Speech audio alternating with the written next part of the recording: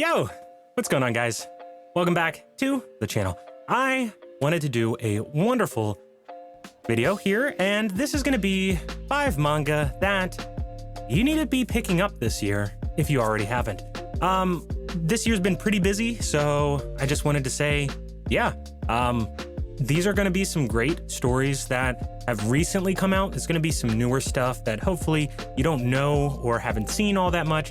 And I'm here to tell you that, yes, it is worth it to put your time into. And that's the number one thing, is time. Time to read. I wish I had so much more to read, so many more things of manga. Holy crap. But anyway, if you are a VIP club member, you already know to drop the like and the comment down below if you are reading these series. Let me know. And if you're not, why aren't you? Or what are you reading? What are you doing? Let me in. Anyways, we're gonna jump in to what we have here today. A wonderful 5 quick little manga collection that you should definitely check out. All right, so there's gonna be some in here that you've probably seen and some that hopefully you haven't. So that's the whole point. Or maybe you've been on your radar and you don't know if it's good enough and or want to pick it up. So that's what we're here to talk about today. So number 1 here is gonna be Blue Lock Volume 1.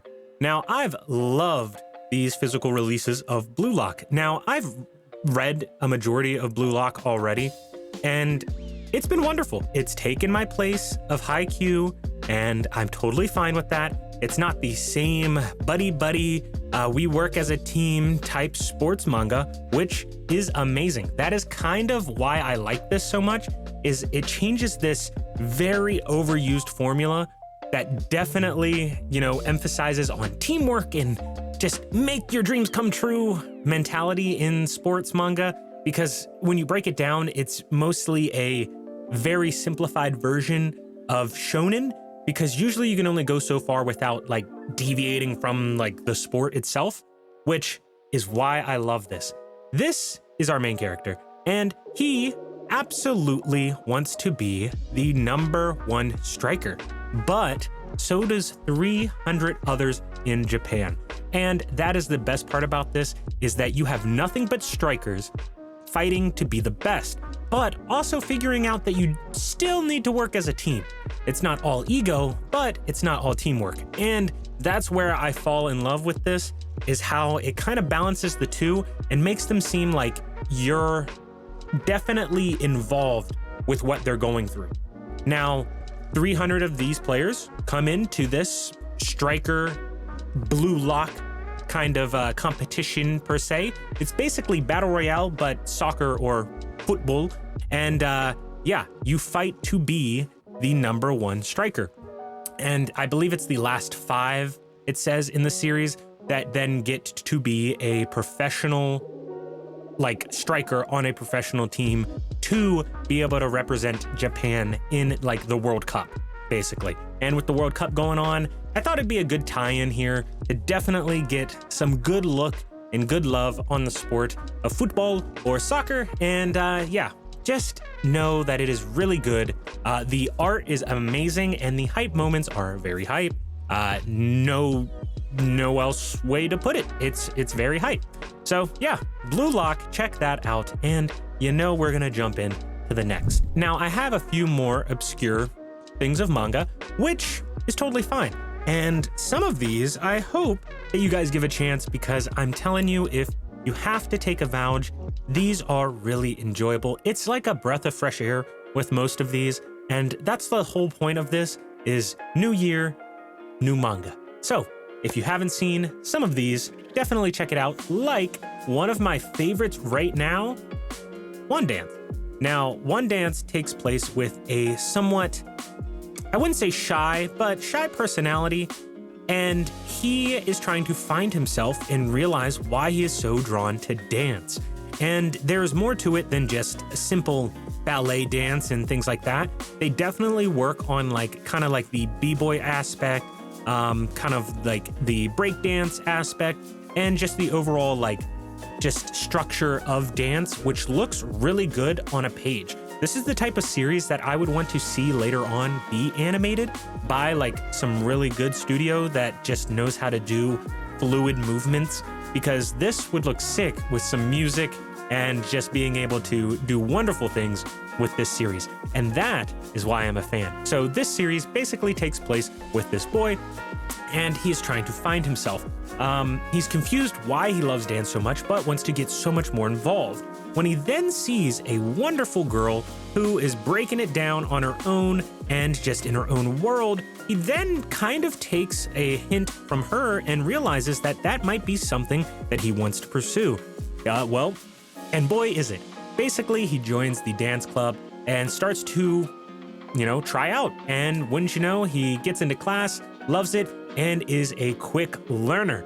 I love kind of like the stair-step approach of like feeding me good and like training aspect of this. And it's really nice because this could honestly be somebody who is fairly like agile that could actually do these types of things. And so it's not like world breaking or anything.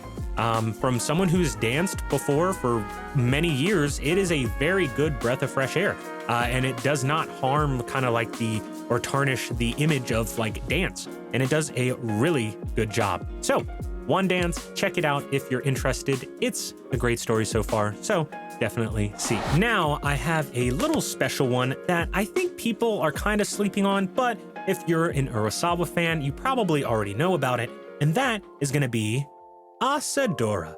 Now, Asadora is about a girl named Asa, and basically this takes place of Urasawa's earlier works, which was kind of during like the World War II-ish era, a little afterwards, where things are coming together and they're trying to rebuild, but things like storms and just overall like war and things are kind of run over this world.